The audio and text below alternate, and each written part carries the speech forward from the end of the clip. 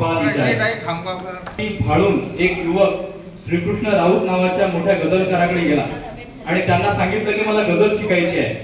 तेव्हा श्रीकृष्ण राऊत सर म्हटले की गझल अशी कोणालाही शिकता येत नाही, गझल शिकायला आतून यावी लागते।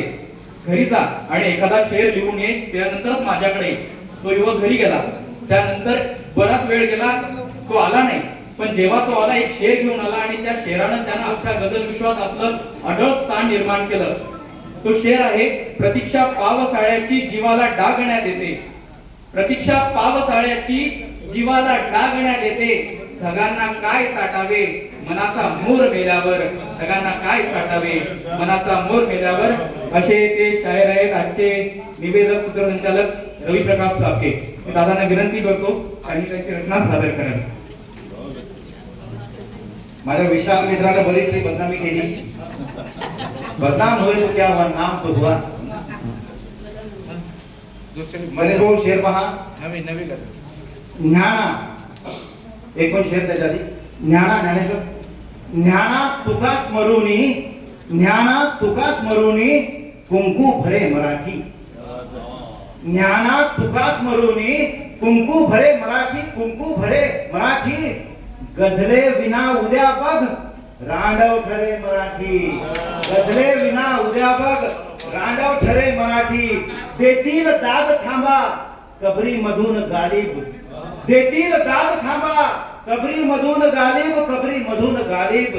मज शेर ऐकवू द्या अस्सल खरे मराठी, मज शेर ऐकवू द्या अस्सल खरे मराठी। एक गझल पहा, जिभेला जो चरत ठेवी, जिभेला जो चरत ठेवी असा उपवास आवडतो,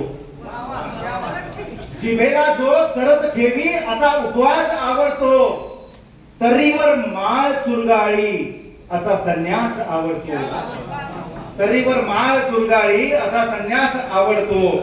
कळेना कोण आठवतो कुठे छातीच उचक्यांनी, जिभेला जो चरत ठेवी असा उपवास आवडतो।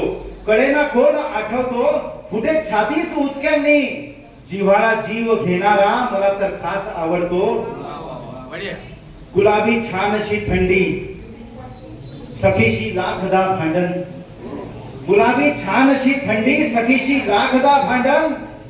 तिच्या वाफाळ देहाचा मला थर्मास आवडतो, तिच्या वाफाळ देहाचा मला थर्मास आवडतो।